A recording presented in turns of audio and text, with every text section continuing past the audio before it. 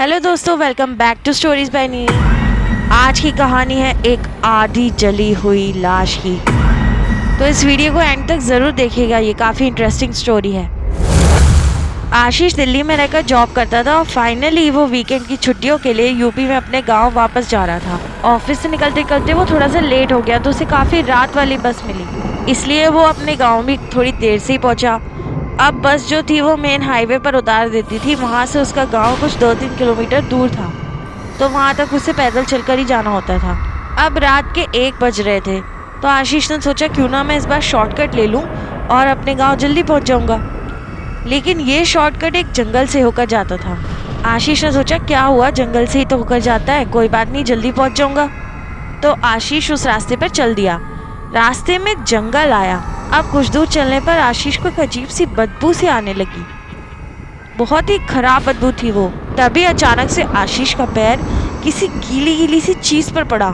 जब उसने नीचे देखा तो उसके होश उड़ गए। वहाँ एक लाश पड़ी हुई थी जिसका ऊपर का हिस्सा पूरी तरह से जला हुआ था और नीचे का कुछ भाग जला हुआ था। आशीष देखकर बहुत डर गया और जोर से चिल्लाया। फिर उसने सोचा कि आखिर ये लाश इस जंगल में क्या कर रही है, क्योंकि यहाँ आसपास तो कोई शमशान है ही नहीं। बहरहाल आशीष के मन में बहुत बुरे बुरे ख्याल आने लगे। वो बहुत ज़्यादा डर गया, इसलिए वो सब कुछ छोड़कर अपने घर की तरफ भागा और कुछ ही मिनटों बाद वो अपने घर पहुँच गया। वहाँ घर वालों को उसे देखकर बहुत ज़्यादा खुशी हुई। आशीष बहुत ज़्यादा डरा हुआ था, पर उसने इस इंसिडेंट के बारे में अपने घर पर किसी को नहीं बताया। आशीष की माँ ने उसके लिए खाना परोस कर दिया और आशीष अपने कमरे में बैठकर टीवी देखने लगा। साथ ही वो खाना खाता जा रहा था। तभी उसे अचानक से ऐसा लगा जैसे खिड़की के पास से कोई गुजरा। उसने जब ठीक से उठकर वहाँ देखने की कोशिश की तो देखा वही डरावनी सी लाश उसके घर के चक्कर काट रही है। ये देखकर आशीष को चक्कर ही आ गया था, लेकिन उसने अपने आप को संभाला और जाकर अपने घर वालों को उठाया।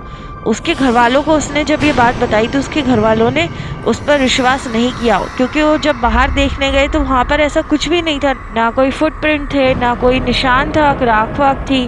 उसके मम्मी पापा ने सलाह दी कि आशीष को अब सो जाना चाहिए। आशीष ने भी ऐसा ही किया और वो चादर ओढ़कर सो गया। अचानक से रात में उसे महसूस हुआ कि उसके पास में कोई लेटा हुआ है। पहले तो उसने हाथ लगाकर देखा तो सच में वहाँ पर कुछ था।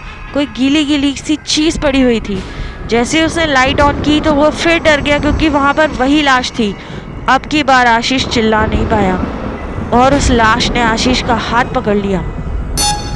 आशीष कुछ नहीं बोल पाया और उस लाश के साथ चलता गया। चलते चलते वो लोग जंगल में ठीक उसी जगह पहुंच गए जहाँ पर आशीष ने लाश को पहली बार देखा था। इधर जब आशीष के घर वालों ने सुबह उसे नहीं देखा तो वो लोग बहुत ज़्यादा परेशान हो गए। आशीष को बहुत ज़्यादा ढूंढा, लेकिन उसका कोई नामो निशान नहीं था।